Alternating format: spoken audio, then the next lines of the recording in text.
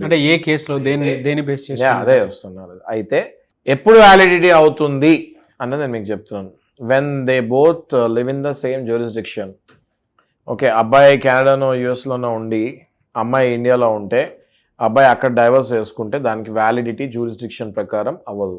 అబ్బాయి అమ్మాయి అక్కడే ఉండి ఈయన ఎక్స్పార్టెడ్ డివోర్స్ తీసేసుకొని ఏదో అడ్రసెస్ పెట్టేసుకొని డివోర్స్ తీసేసుకొని సీక్రెట్ డివోర్స్ తీసుకుంటే దానికి మళ్ళీ వ్యాలిడిటీ ఉండదు.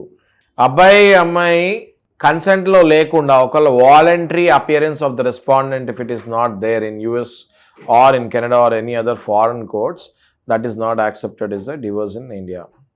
ఓకే, ఇట్లాంటి కొన్ని పాయింట్స్ ఉన్నాయి నాగరాజు గారు. ఈ పాయింట్స్ ప్రకారం are most important point is as per the Indian law, if the same grounds are not recorded in their petitions, again that is not valid in India.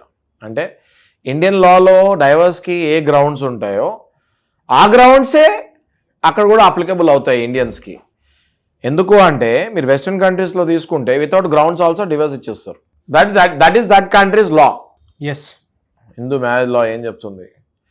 ఒకళ్ళని భార్యని పెళ్లి చేసుకున్న తర్వాత ఎంతో పవిత్రంగా చూసుకోవాలి, మరొక స్త్రీని నువ్వు చూడకూడదు, మరొక స్త్రీతో పెళ్లి చేసుకోకూడదు until unless you get a divorce.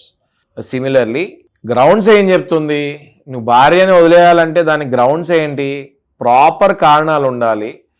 ఆమె నీకు ఫ్యామిలీ పరంగా సహకరించకపోయినా, నీ తల్లిదండ్రులతో నువ్వు ఉంటే నేను నిన్ను వదిలేస్తా అన్నా, లేదా ఆ మహిళ వేరే వాళ్ళతోటి తిరుగుతున్నట్టు మీ దగ్గర సాక్ష్యాలున్నా, లేదా ఆమెకి అనుకోకుండా మీకు పెళ్ళయ్యేటప్పుడు ఆమెకున్న డిసీజెస్ని కవర్ చేసి మీకు చెప్పిన, లేదా ఈమె గతంలోనే పెళ్ళయి డైవర్స్ అయిపోయి మీకు తెలియకుండా మళ్ళీ పెళ్లి చేసిన, అంటే ఫ్యాక్ట్స్ హైడ్ చేసిన, ఈ గ్రౌండ్స్ మీద ఒక భార్యకి మీరు డివోర్స్ ఇవ్వచ్చు. లేకపోతే ఊరికే నేను పెళ్లి చేసుకున్నాను, నాకు నచ్చలేదు, నేను డైవర్స్ ఇచ్చేస్తానంటే అది కుదరదు.